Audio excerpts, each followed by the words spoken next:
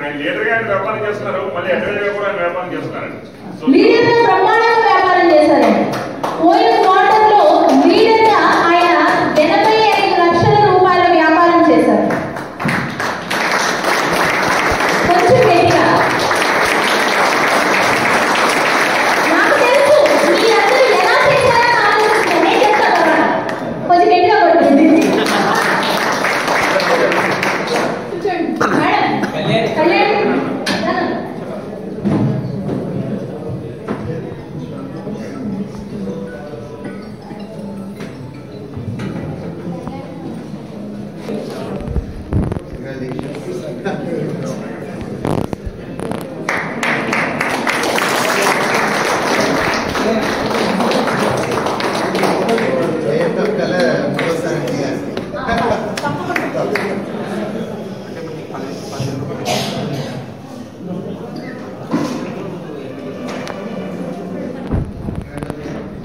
ఒకే రోజులో hard worker కాలేదండి. ఆయన చిన్న గుమస్తాగా చేసుకొని 1500 రూపాయల జీతం కాంచి ఎదుగుతూ వాళ్ళు సేమ్ లాగా మారాడు. 10 మందికి ఆదర్శంగా నిలిచాడు.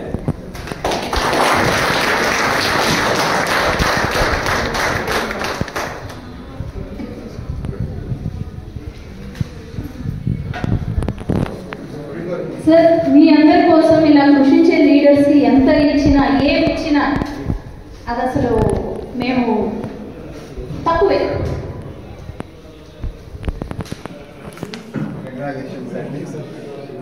సార్, కష్టపడి అందరికి ఇలా లభిస్తుంది. మీరు కూడా ముందు చేయండి. మీకు ఇలాంటి సమాన అవకాశం కలుగుతుంది.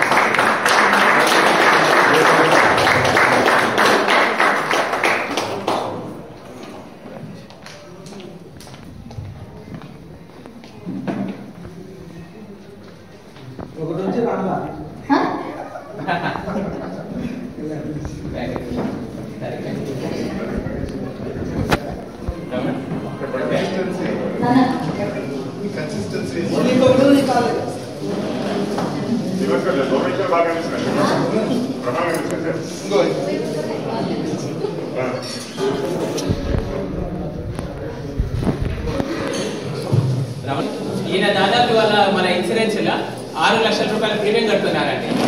3 ఏళ్ల క్రితం వీళ్ళ దగ్గరికి పోతే నేను పాలసీ కట్టమంటే అన్న ఎవరు కడతారన్నా ఇక్కడ దేవరకొండ 1 లక్ష రూపాయలు అడుగుతున్నావు. నేను అడిగిన 10,000 కూడా కట్టడానికి కష్టం అన్న, నా దగ్గరికి ఇంకోసారి రాకు అన్న. మళ్ళీ నెల తర్వాత మళ్ళీ వేయాలి అన్న, నువ్వు ఎన్నిసార్లు వచ్చినా ఛాయ్ దాపి పంపిస్తా, పాలసీ మాత్రం అడగండి అన్న. నేనేమో పట్టుబదలని విక్రమార్కుని రమ్య మేడం గారు అంట.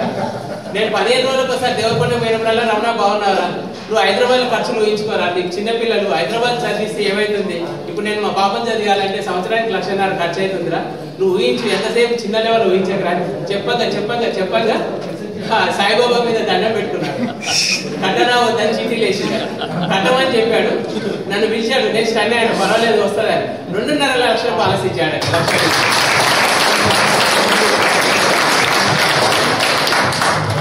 పాలసీ ఇచ్చినప్పుడు ఏజెంట్ అయినా ఎవరు చేస్తారు సార్, సంఘాలు గుర్తుకుంటూ తీసుకుంటాం కదా.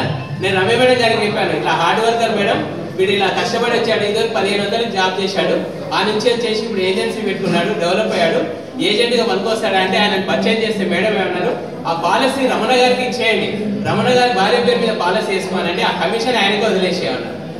నేను రమ్య మేడం గారి మాట తూచా తప్పను కదా, 2.5 లక్షల మీద ఎంత కమిషన్ వస్తుంది ఇచ్చేశాను.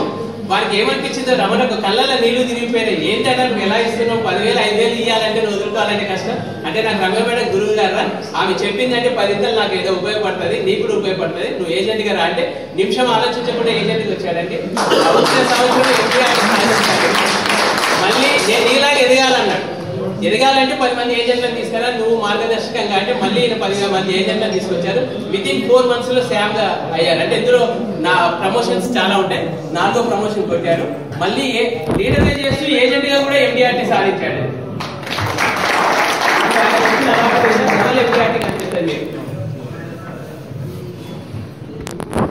MDRT 2021 అని ఉందండి. అంటే 2020లో MDRT చేశాడు, 2021లో కూడా చేశాడు.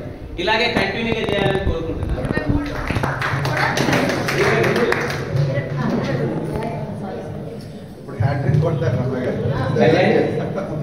మీకు మీ ఆయన ఎలాగే కష్టపడేటట్టు నువ్వు ప్రోత్సహించు.